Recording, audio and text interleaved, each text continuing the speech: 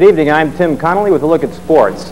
In preseason football last night at Anaheim Stadium, the Rams dropped to 0-2 with a 40-31 loss to the Denver Broncos.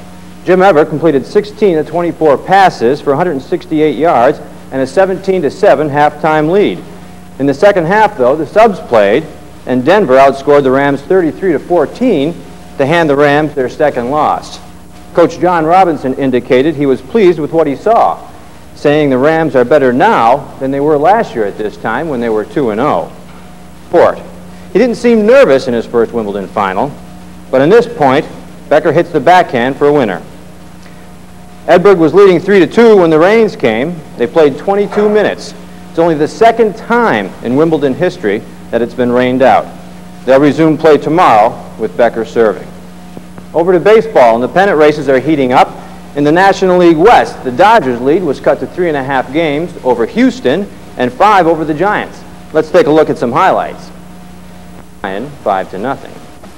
On the golf course today, Peter Jacobson, Jody Mudd, and Tim Simpson shot 4 under par 68s to share the second round lead in the $750,000 St. Jude Open Golf Tournament in Memphis, Tennessee. South African Nick Price had the best round of the day, a 7 under par 64, and he's 2 shots back of the leaders. Onto the senior circuit, Billy Casper shot a 1 under par 71 to take a 3-stroke lead in the United States Senior Open Golf Tournament in Chicago. Reporter at Anaheim Stadium. With me right now is Clyde Wright, the former California pitcher who threw a no-hitter, the first Angel no-hitter in 1970, and then he retired from baseball in 1975. Clyde, tell us what life is like after baseball. It's a lot easier now. I don't have to run, I don't have to stay in shape, and I don't give up any more home runs. A lot of sports figures these days find it very difficult to make the transition from sports back into private life. How did you find it? Well, it's tough because after I retired in '78, I came back from Japan for 2 years. I couldn't make up my mind what I really wanted to do.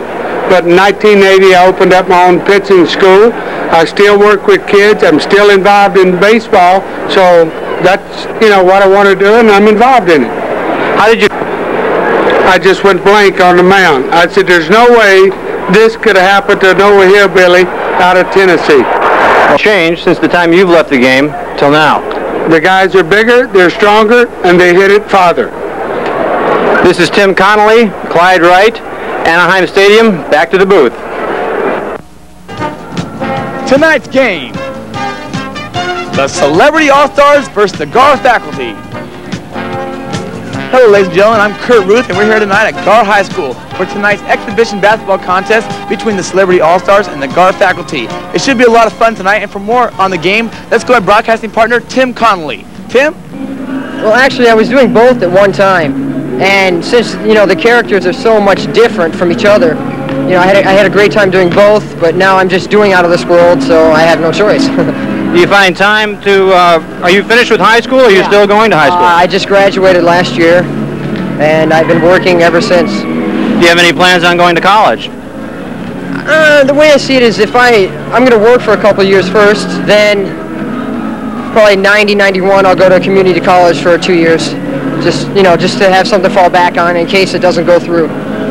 How many hours during the week do you put in on your acting career? Usually it's from about 10 in the morning until 5 or 6 at night. So that's a long, tough road. That's 5 days a week or 6 days a week? 5 days a week. That's a pretty exciting career. How can you tell the audience at home, young people that would like to get into acting, what can they do? All I have to say is if you believe in yourself and you believe you can do it, you can do it. That's all there is to it, really. How are your basketball skills? What do you think you're going to do in tonight's game? I don't know. I've been shooting very badly right now, so I have no idea. Okay, we'll let you get back to hit a couple of buckets and warm up. Steve Burton, ladies and gentlemen. We'll go back to the booth right now.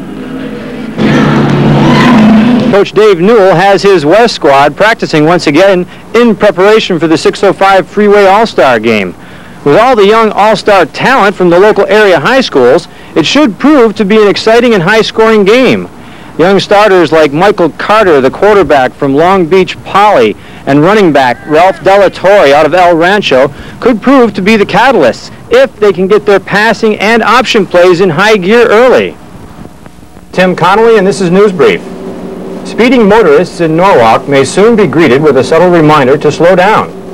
The city's public safety division, the Norwalk Cardinals baseball team, swept through the Pacific Regional Playoffs on their way to a 5th consecutive appearance in the Mickey Mantle Division World Series.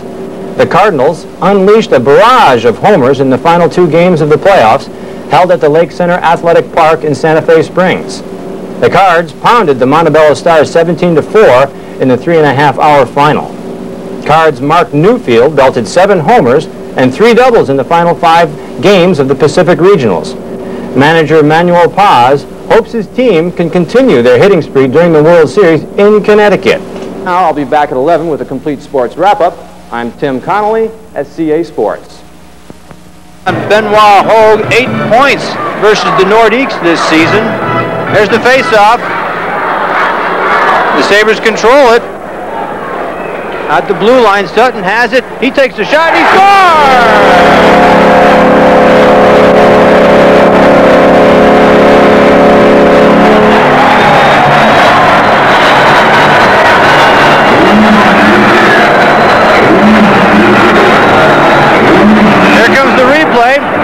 Sutton has it on the left side. He just takes a quick flick of the wrist and he sends it into the left side of the net.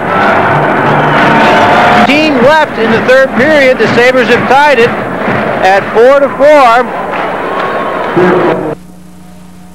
4-4 right now with 7:20 left in the 3rd period. And there was a penalty just now, tripping by Benoit Hogue. 2 minutes. So now Quebec will have a power play, and they'll be able to try and break this 4-4 deadlock.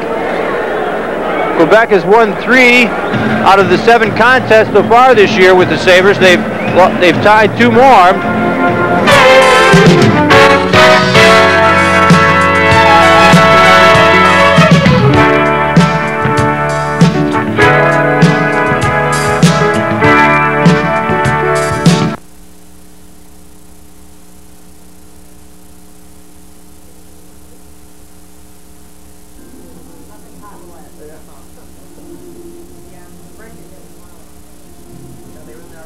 They are, yeah.